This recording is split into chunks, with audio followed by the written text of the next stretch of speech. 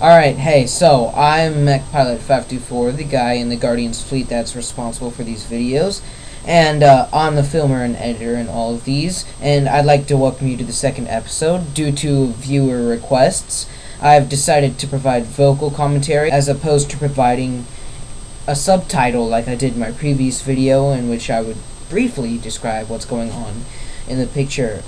So one of the users on the Guardian's Fleet forum has asked me to provide an actual commentary, so that's what I'm doing now.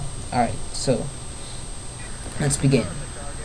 So right now, I'm going to be describing all of my movements, by the way, because I'm only really watching my aircraft. So I have a squad of dive bombers right here. My target is the the York in the middle. Patrick 02228. So here's an example of how to do it incorrectly. Look how early I declared the attack, and look, he saw it coming easily. You can dodge it from the side most easily. Here's a better example. Okay, so I faked him out right there, and now he may have been lulled into a sense of security, I don't know, but now we're coming in from the behind, and now he doesn't have time. Boom! Got him. Alright, so he's crippled here. So here's an example of how to do it wrong. Patrick 0228 is stationary object. So look. Did you see how the shells that came out of the bomber spread out? You don't want to level bomb like that. You have to let them dive. Now here is an example of another wrong dive bombing. Watch.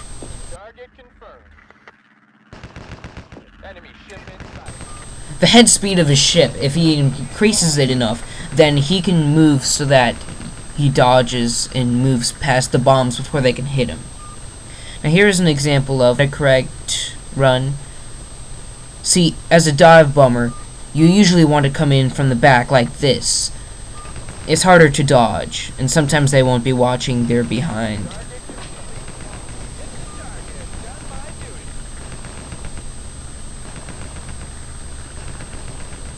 So here I'm using a scout to light it up. Italian War 5 in his Trento. So Squad 1 is attacking through the clouds. I wonder if he even saw them coming, because the clouds, they can be a distraction. Target confirmed. Target confirmed. So, manual bombing. I let him dive enough so that they drop it accurately. Alright, so this is in a different scenario. Before I was practicing with members of the Guardian's fleet, but now I'm in the Destroy CL fleet mission.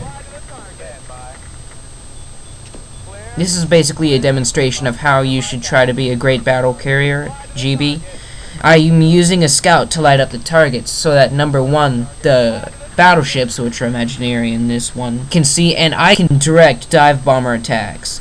Now, manualing, you have to really figure it out for yourself, is how I figured it out, because I'm adjusting the aiming point. Note that I alter it, and you don't have to drop the bomb, it's not a commitment, so you alter the point as the ship moves. See, with the Mogami.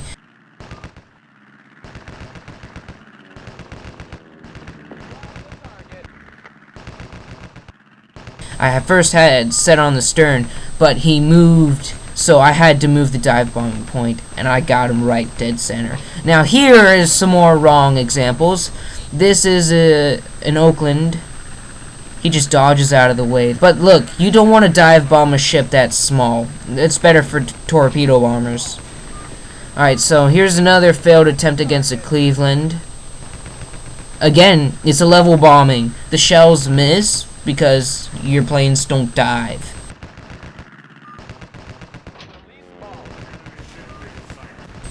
Here's another example though. Most carriers would do this under pressure. Level bombing, they're panicking. They want to get the bombs away from their ship as fast as possible.